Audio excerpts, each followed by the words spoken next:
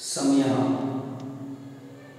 संस्कृत भाषा में किस तरह समय को कहा जाता है, यह ज्ञात होना भी बहुत आवश्यक है। इसलिए यह विषय ज्ञात होना आवश्यक है क्योंकि हमें तिङन्त प्रकरण लकार के जो वाक्य हैं उन वाक्यों का रूपांतरण करना है।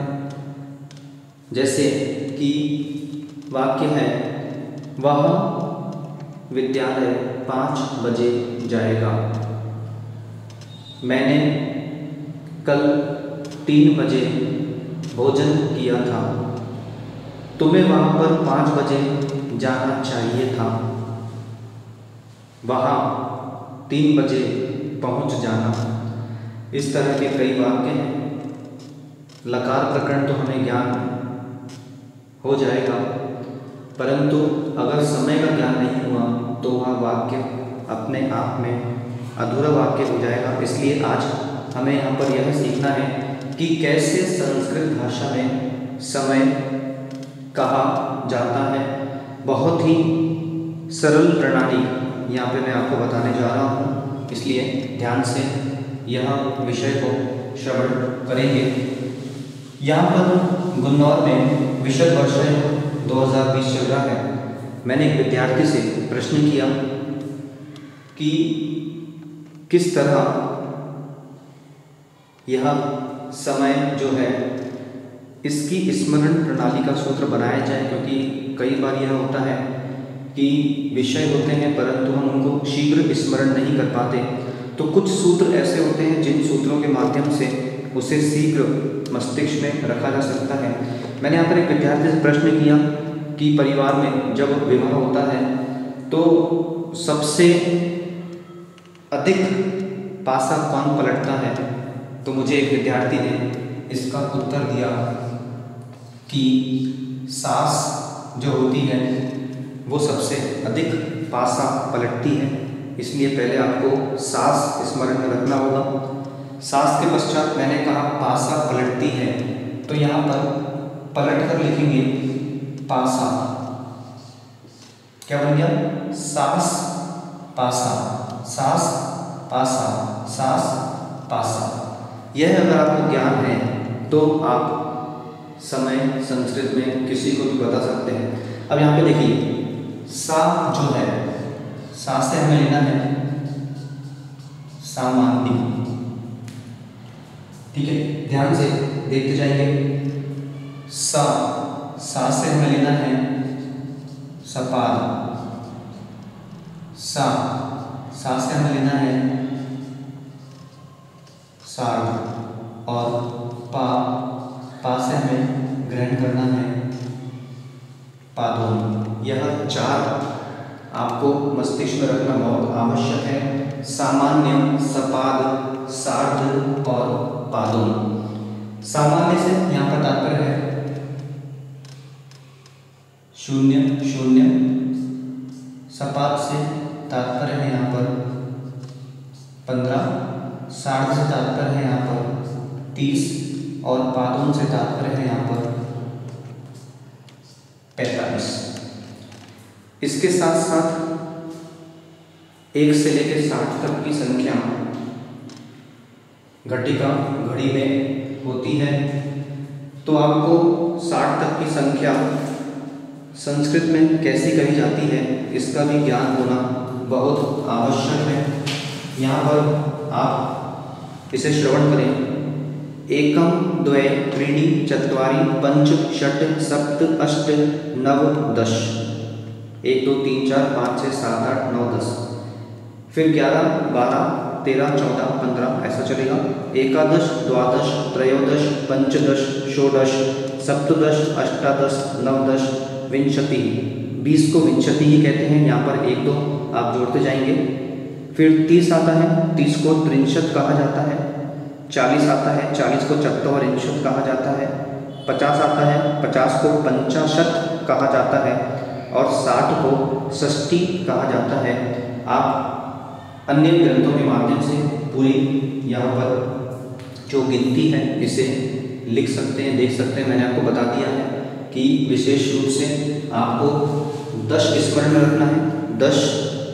10 मतलब 10, विंशति मतलब 20, त्रिंशत् मतलब 30, चत्वारिंशत् मतलब 40, पंचाशत् मतलब 50 और षष्ठी मतलब होता है 60। अब चलिए अब देखते हैं कि किस तरह समय संस्कृत में कहा जाता है। जैसे कि इसको मस्तिष्क में रखेंगे। जैसे कि समय है 1 बज रहा है, 1 बज रहा है। यहाँ पर बजे जो है, यहाँ पर मैं लिख रहा हूँ, बजे को संस्कृत में कहा जाता है वादनम। ठीक है, चलिए अब यहाँ पर बज रहा है 1 बज रहा है। ठीक है, सामान्य हमें यहाँ पर लेना है 1 बजे, मतलब उसे हम क्या कहेंगे, 1 वादनम। क्या कहेंगे, 1 वादनम। प्रश्न किसने किया, इदानीं किम वादनम, तो हम उत्तर देंगे यहाँ पर इदानीं 1 वादनम। अब जैसे यहाँ पर इसे बदलते हैं, जैसे 2 बज रहा है तो क्या कहेंगे, द्विवादनम। 5 बज रहा है तो कहेंगे पंचवादनम। घड़ी में 12 बज रहा है तो 12 को कहा जाता है द्वादश, तो क्या कहेंगे, द्वादश वादनम। अब चलते हैं यहाँ पर सपाद। अब जैसे घड़ी में बज रहा है 2:15, तो यहाँ पर सपाद हमें लिखना होगा। पहले तो सपाद 2 को कहते हैं द्वि और बजे को कहते हैं वादनम, तो क्या हो गया, सपाद द्विवादनम मतलब 2:15। जैसे लिखा है यहाँ पर 7:15 बज रही है, 7:15, तो क्या लिखेंगे, सपाद सप्तवादनम। ठीक है, जैसे बज रही है 11:15, 11:15, तो क्या कहेंगे, यहाँ पे सपाद रहेगा। यहाँ पर सपाद 11 को कहते हैं एकादश, तो सपाद एकादश वादनम। इस तरह सपाद का प्रयोग किया जाता है जब भी 15 मिनट का समय होता है तब। अब यहाँ पर घड़ी में बज रही है 4:30, तो सार्ध का प्रयोग किए सपाद की जगह पर सार्ध चतुर्वादनम, सार्ध चतुर्वादनम। जैसे घड़ी में बज रही है 9:30, तो क्या कहेंगे,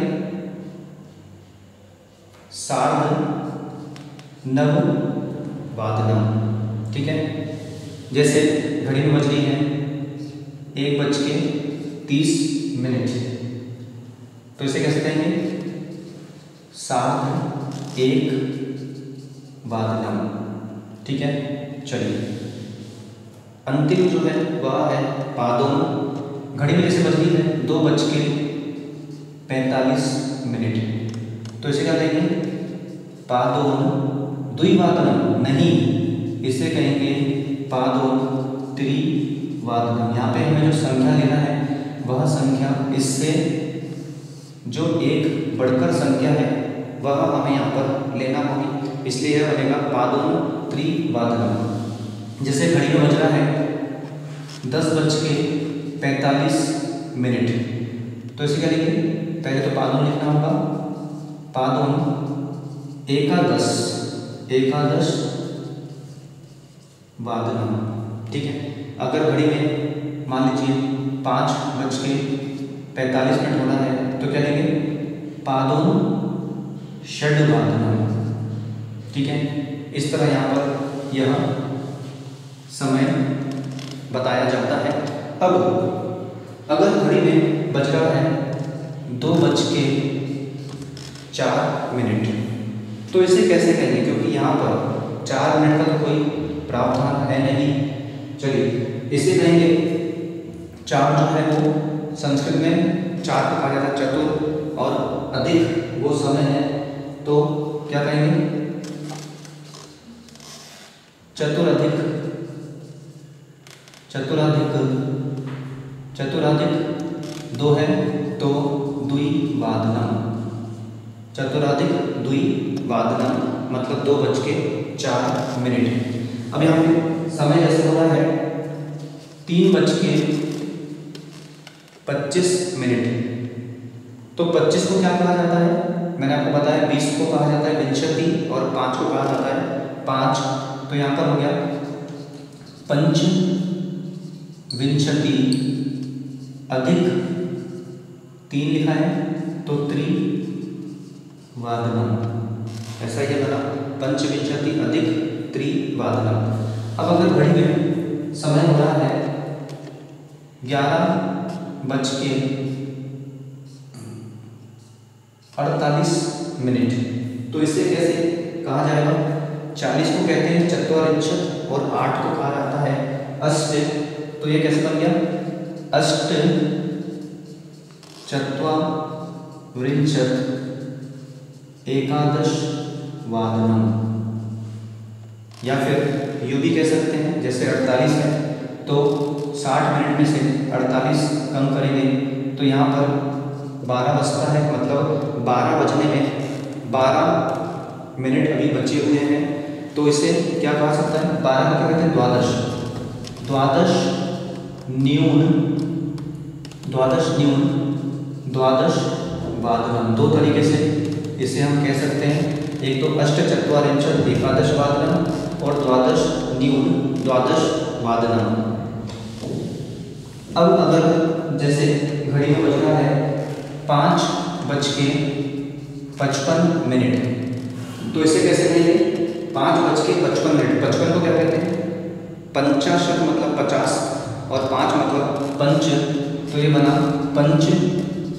पंचाशत शताधिक पंचाशताधिक पंचवादनम। या फिर 5 कम है 6 बजने में तो ये भी कह सकते हैं पंच न्यून षड्वादनम। इस तरह यहाँ पर यह समय बनता है। अब यहाँ पर जैसे एक और विकल्प बना सकते हैं 12:12 जैसे हो रहे हैं तो इसे क्या कहेंगे? पहले तो कह सकते हैं द्वादश वादनम, ठीक है। या फिर कह सकते हैं द्वादशोत्तर वादनम,